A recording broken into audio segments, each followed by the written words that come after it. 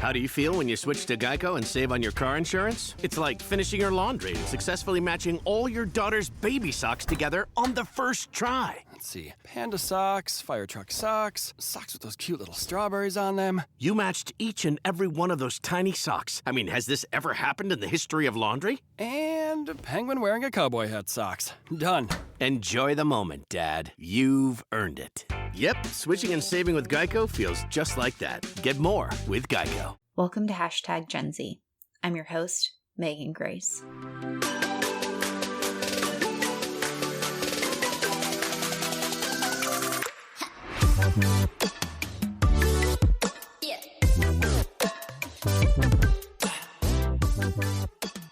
Hey there, this is episode 28 of Hashtag Gen Z. The year's 2021, and we are back. 2020 was a doozy of a year. In all honesty, podcasting just didn't feel right. Not because there weren't great stories to tell, but I felt like I needed to sit back and observe society for a minute or two. But I'm feeling like it's time to get back into it and share the important stories of Generation Z. In the last two episodes, I explored Generation Z's perspectives on voting and politics. In this episode, and the few to follow, I'd like to explore some of the issues Generation Z has voiced to be of their greatest concern and interest when it comes to politics. This episode will dive into a topic Generation Z has been sounding the alarm on for years now, the environment. But we aren't just talking about going green and celebrating Earth Day. Generation Z has truly rallied around and taken ownership of the environmental movement and elevating discussions around climate change, climate justice, and a brighter world for us all. In fact, a recent study on Generation Z politics found that the environment and addressing climate change is an issue that unifies Generation Z across political ideologies. I don't know about you, but I don't know very many people that are hopeful about the world of work. And I'd like to change that. My name's Marcus Mossberger, and I started the Hope at Work podcast, where you'll find two things. Number one, really interesting guests, and number two, innovative ideas about the future of work. Check it out. I'm joined in this episode by Kevin J. Patel, a youth climate activist from Los Angeles, California. Kevin is the founder and executive director of One Up Action, an organization that supports marginalized youth by providing them with the resources needed to take innovative steps to tackle the climate crisis within their local communities for a regenerative future. Kevin has been fighting for over 8 years for climate justice for all. With the help of a friend, he has created the first ever Youth Climate Commission in LA County to amplify youth voices on the climate crisis. Kevin currently serves on 3 different councils: Youthtopia, World Climate Power 2020, and Intersectional Environmentalist Council. He is also a UN Together band ambassador. I'm very excited to welcome my guest, Kevin J. Patel, who is a youth climate activist based in Los Angeles, my home state of California. I miss it dearly sometimes. He's here to chat about all good things related to the climate movement and environmentalism, and he's definitely got a lot he can share with us. So Kevin, welcome. Thank you so much for being here. Thank you so much for having me. It's an honor to be here and just talk about environmentalism and youth activism. Yeah, you're very passionate, and I know you're doing so much in this space. Can you just give the listeners a little bit of a background about who you are and what you're currently doing? And we'll get into kind of the deepness of your story in a minute. But who are you, Kevin J. Patel? My name is Kevin J. Patel. I've been living here in South Central Los Angeles for all my life, and I've been an activist for over 8 years. Yeah, I've been fighting for climate justice for that long, and it's very important for me to make sure that young people are very involved in climate activism. And a lot of the things that I've been doing, just talking about intersectionality within the movement and making sure I'm fighting for my community. So you said you've been in the climate movement for 8 years now. That's almost a good portion of your life, really. And I would just love to know how you found your calling. Like, how did you get into the climate change movement and the environmentalism movement and finding your voice and finding your space in that? Walk us through your journey and what that looked like. I first began with environmentalism and climate change and climate justice, right? I think I started at a very, very young age. I was never like regular kids. I was always, outside in the garden wanting to plant something. My dream was to become a botanist. And I think from elementary all the way to middle school, that was pretty much the dream. But when I got into middle school, I just, I became aware of issues that were happening in my community of South Central Los Angeles, such as, just the homelessness crisis, how we, South Los Angeles, my community was a food desert and a food prison. I like to call it a food prison. It was coined by the gangster gardener who's Ron Finley. But essentially, a food prison is basically, um, communities that are, sacrifice zones that don't get enough resources or are, there's no investment in our communities, especially in the sense of food and all these other resources. But a food desert specifically is when, you don't have access to non-GMO, organic, or vegan foods, and you have to go to more affluent areas to find those types of foods, right? And so that's where I really, really began my journey during, first semester of my sixth grade year, during middle school, teaching students that, these types of foods and foods in general come from a farm, not the fast food chain. Because when I would ask my peers, my fellow peers, I would ask them, where does food come from? A lot of them would reply with, it comes from fast food chains, which was sad to see. So I was teaching them about food deserts, food prisons, and how we as a community are one, and how we can prevent that, and just where food comes from. But second semester, my life changed in a matter of minutes, and I was diagnosed with heart palpitations and irregular heartbeat. And so that experience, going from a healthy, a healthy kid, that was playing and running and playing badminton and tennis, going from a healthy kid to one that's in and out of the hospital was very traumatic for me. And I just didn't know where it was stemming from until, eighth grade, where I kind of, did my own research and said, enough is enough, right? I can see that my community is not only being affected by all these other issues and all these other inequalities, but I'm also seeing that Los Angeles in general is plagued and ravaged with air and smog pollution.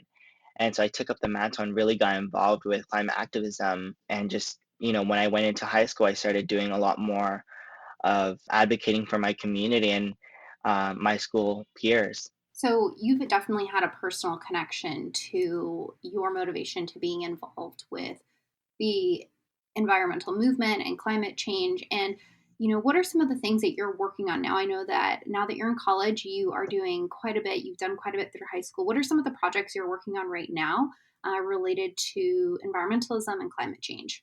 Definitely. Right now, as I'm the founder and executive director of One Up Action International, an organization that's really about making sure BIPOC, which is Black, Indigenous people of color, and marginalized communities, low-income people, low-income youth, are able to get the resources to combat the climate crisis by, bringing their solutions, bringing innovative steps to combat the climate crisis. So we're pretty much giving resources to our communities that don't usually get these type of opportunities. We're not coming. A lot of us young people who come from these communities don't get to do a lot of the activities as affluent communities get to do, right? Like work for JPL or NASA or go to the Google Science Fair and just in general, all these type of opportunities. So definitely the organization I'm working for, One Up Action, is pretty much wanting to making sure that BIPOC and marginalized voices have the resources to take action and are able to do it with support. Another thing I'm doing within the movement is making sure that we're really intersectional, right? I think one of the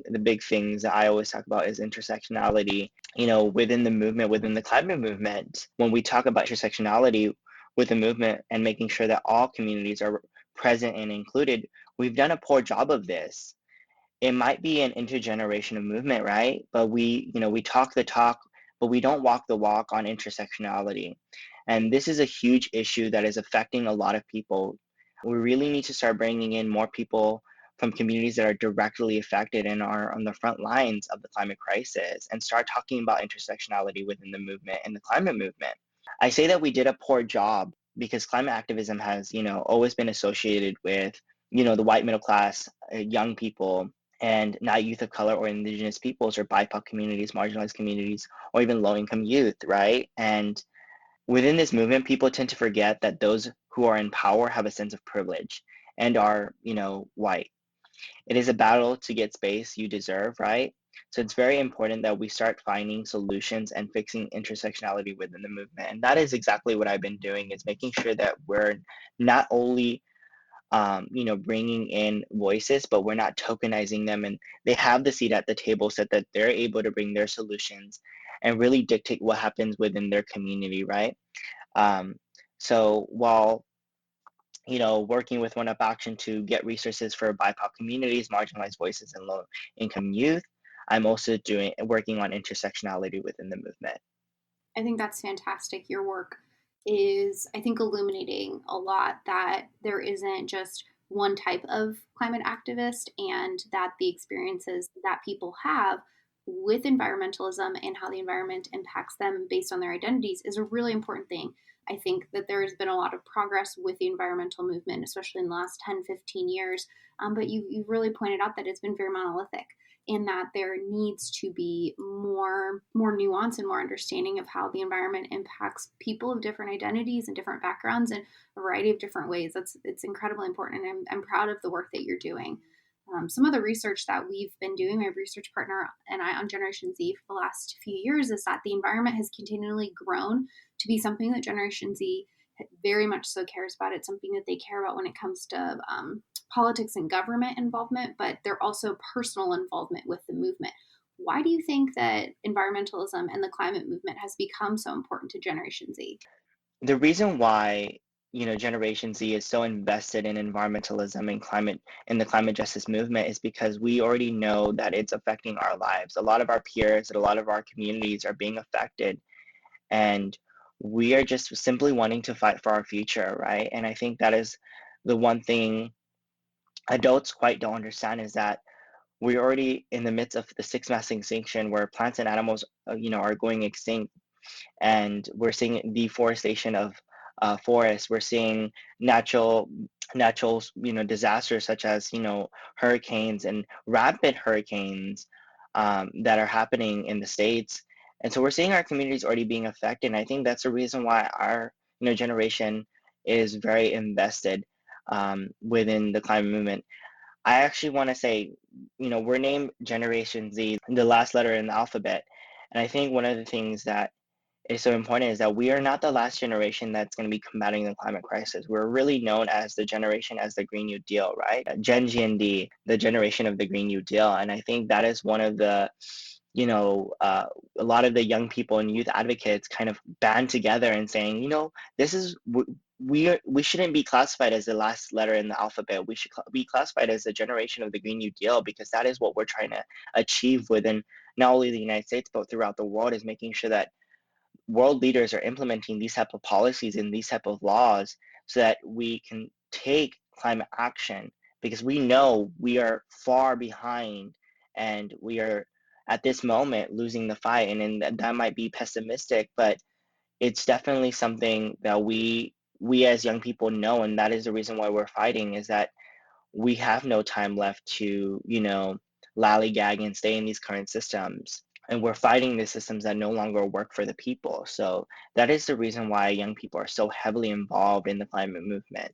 I agree. I think that the foresight of how much it impacts your future and the future of other generations is very mature. There's a lot of people that would look at policy and government and political arenas and say, I'm going to fight for the things that directly impact me here and now. And what I love about Generation Z is they're like, we need to be concerned about those things, but we also need to think about like 10, 15, 20 years down the road, what is the future looking like? And while I don't get to benefit from it immediately today, I care more about a brighter future. And I think that that's something that's so noteworthy about this generation, and your generation especially. Definitely. I've definitely noticed more with this generation that there is individual commitment to this. While yes, people are concerned about politics and government and how that is a part of the Green New Deal, but there's a lot of individuals that want to get involved or are currently involved with the environmental movement. So from your perspective, I know you dedicate your life to this. You're so incredibly passionate about it. You eat, sleep, and breathe it pretty much. What would you suggest to your fellow Generation Z peers on how they can get involved with the climate movement and environmentalism? If you had your few quick tips to provide to people to get involved, what would you say? I would say, I think one of the things I would say is just get involved. It's very easy. With the climate crisis, with the climate change, what can we do right now, right? That's the big question. And I think one of the things I would tell a fellow peer or a fellow student or a fellow, Generation Z member is like changing who we are, right? Our habits, changing the foods that we eat, how we travel, taking direct action to make our community better, planting trees, community action, community-based solutions that are already there, right? That is what we as individuals can really do, is making sure that we're taking the necessary steps to change who we are as people, but also making sure that we're taking systematic action as well and demanding of our leaders saying, hey, if we're able to do it, then you should be able to do it, right? And holding them accountable. And I think that is one of the things is the generation, my generation can do is just very much taking that first step, right? As an individual in their community and seeing what issues are there and start tackling it, start getting involved, plan events, get more community members involved, right? I think in this current climate, especially with the COVID-19 pandemic, it's quite hard.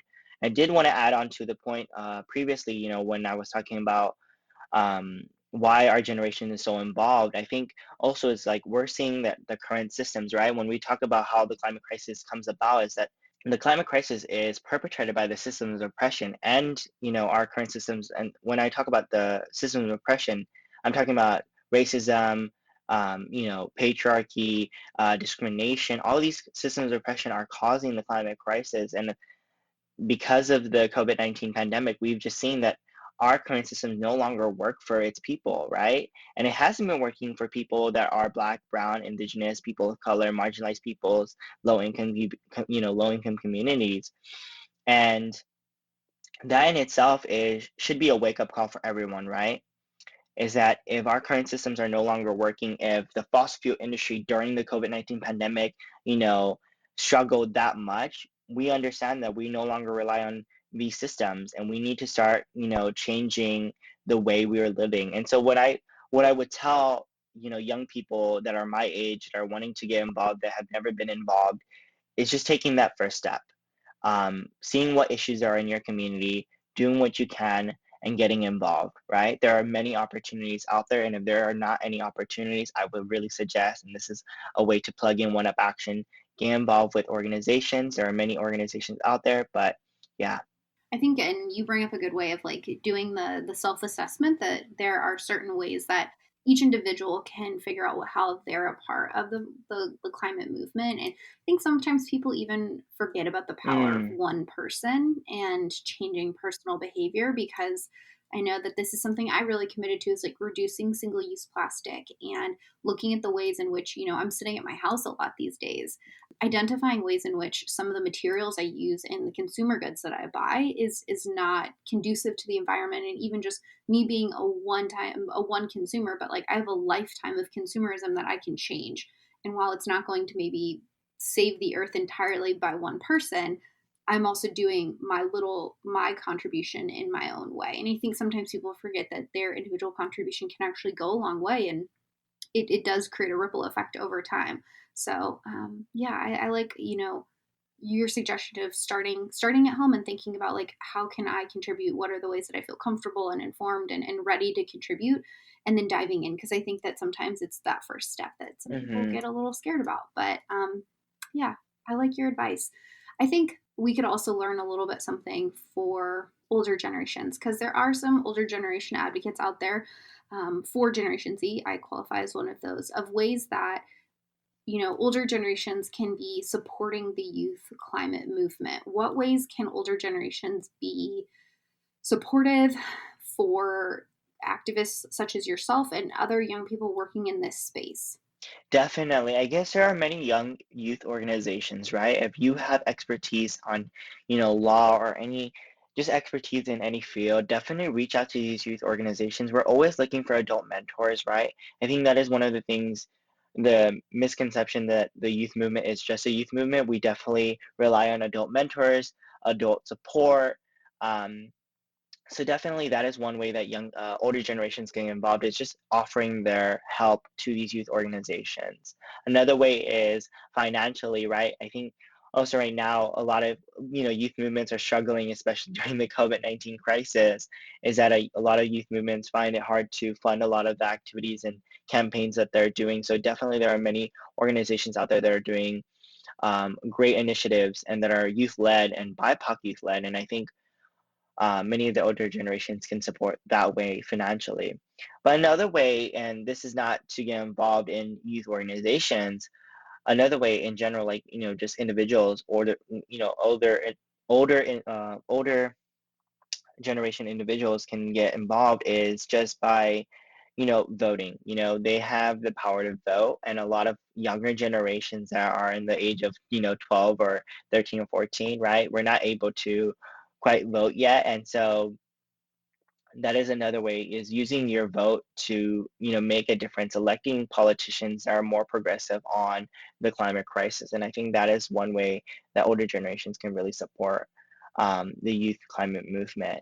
There are many other ways that, just older generations can help, but I think those are the three prominent ones that I find that we need the most of in the movement. I think that's really important because once you become of voting age, you can vote for the rest of your life. And Mm-hmm. I think as I've learned more and connected more with members of Generation Z, I've realized that my voting habits have changed because I think I'm becoming a little bit more ideologically like Gen Z. And I think, okay, well, what candidate is going to not only support the issues I care about, but the fact that there are young people that will be impacted by the decisions of these candidates that are going to live longer than I am, or that are going to be present and going to be in leadership positions in the future. And I think that that's so important, that many times we vote with our own self-interest Mm-hmm. and the things that are going to immediately impact us. But when we think about like us being a collective community and thinking about the entirety of that community, it sometimes I think changes the way we think about our vote. And I love that example, and that advice you have for older generations is thinking about those who can't vote and how their lives will be impacted if we vote one way or another, or with a certain candidate or another. Definitely. So, Kevin, thank you for your advice, not only for your peers and for older generations to support the youth climate movement, but I like to wrap every episode up with discussing, the amazing things about Generation Z. There's thousands and thousands, and I could go on forever about it. But from your perspective, what are some of your favorite things about your Generation Z peers? Definitely. I think one of the most, characteristics that I really find that, is my favorite thing about my peers and my generation is that, we don't take the BS that is coming from our world leaders. We're not the leaders of tomorrow, we're the leaders of today. And I always say that. And that is what my generation encompasses, that we're the next youth advocates or the change makers. We're doing it right now. We're doing the work right now. And I think that in itself is my favorite thing, is that we are the leaders of right now. And that kind of just inspires me that, I think with all the obstacles my generation is facing, you know, we don't let that deter us from doing what we love to do or what we want to do, right? And that in itself is like, that persistence to get what we want to get, and we get it done, right? I think that is one of the things I find about my generation that I love the most. And I appreciate that as well. I think that there is a level of, I don't want to say rebellion because sometimes that word gets like a nasty connotation, but there is this kind of an ethos with Generation Z around not waiting for other people to tell them it's their time to lead, because I think that that's something that has been really detrimental for society for a really long time, is that young people can't lead and young people can't have good ideas just because they have less experience on earth.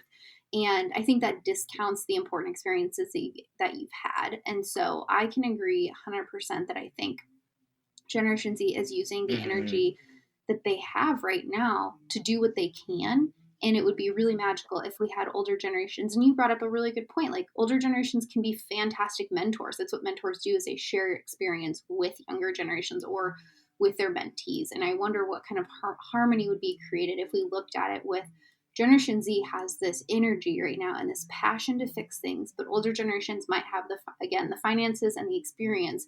We teamed up on things. I wonder what society would look like. I definitely also want to add, like, I think this is one of, my mentor once told me this, is like, when we change, the world changes. The key to all changes are inner transformation, right? A change of our hearts and our minds. And this is human revolution, right? I think that even though that revolution gets a negative connotation, I think human revolution is what we need the most, right? A change of our minds and our hearts. we have the power to change. And when we realize the truth, we can bring forth that power anywhere, anytime, in any situation. And I think that in itself encompasses my generation and older generations as well, is that if older generations are willing to change, then definitely we as a society and we as human beings can really truly make a difference in our planet, right? And that really encompasses what activism is all about, is that it's not a passion for a lot of people. It's a lot of, for me especially, it's a survival tool. And I think, just to end it, I think that I find activism, and I find the things that I do daily is I do it for my community, because my community is being hurt the most and we're at the front lines. But yeah, I just thank you for inviting me on this podcast. It's been nice chatting with you. Kevin, thank you for being here. It has been wonderful to learn from you, learn about you, and get advice from you on how people can support the climate movement. I'm positive there are people that would be interested in following along with your journey and the work that you're doing. What is the best way for people to connect with you and follow along? Definitely, if you want to follow my personal journey, you can follow me at I'm Kevin J. Patel. And if you want to follow my organization and our team, our amazing team, you can follow us at One Up Action. We don't get confused by our chapters. It's just at One Up Action on all social medias, and on Twitter it's at One Up Action Inc. If you want to follow my journey, it's I'm Kevin J. Patel. So I am, and then KEVINJPATEL. And that is for your Twitter and Instagram, correct? Yeah. Perfect. I would really suggest following Kevin. He is providing a lot of content that I've been following, especially since we've been connected, and it's been great to learn from him. So would encourage that to everyone. Kevin, thank you again for being here. It has just been an absolute delight to spend time with you. Thank you so much for having me. First, a big thank you to Kevin for joining me in this conversation. Kevin is beyond passionate about the climate change and climate justice movement. I so appreciate his insights around the need to recognize the impacts of climate change from an intersectional lens. Kevin's work and leadership in this space is just one of the many examples of Generation Z youth who are working to make our Earth cleaner and more sustainable. There are many ways we can do our own part to support the climate movement and the Gen Z leaders who are paving the way. If you'd like to follow along with Kevin's journey and the important work he's doing, he can be found on social media, or you can learn about his work with One Up Action at oneupaction.org. As I'm gearing up to release more episodes, I'm excited to share new adventures for #Gen Z listeners. There's now a #Gen Z Patreon community. Through the Patreon community, you can become a member of a community of #Gen Z listeners. Think of this as a book club style experience for listeners of this podcast. It will provide ways for listeners to come together to discuss episodes as well as current events and Generation Z. There are 3 tiers of membership, and each tier has unique benefits, from early access to episode content to live Q&A sessions and one-on-one calls with me to discuss all of your Gen Z questions. I'll add this to the show notes on my website, but you can join the #Gen Z community on Patreon at patreon.com/Gen Z Megan M. Grace. And as always, if you enjoyed this episode, please rate, review, and subscribe wherever you listen to podcasts. We'll continue this discussion into the social issues important to Gen Z in coming episodes. But if you have a topic you're interested in or a member of Generation Z I need to chat with, please head over to my website, meganmgrace.com, or find me on social media to drop me a quick note. Thank you again for stopping by for this episode. Let's continue this conversation, and we'll chat soon.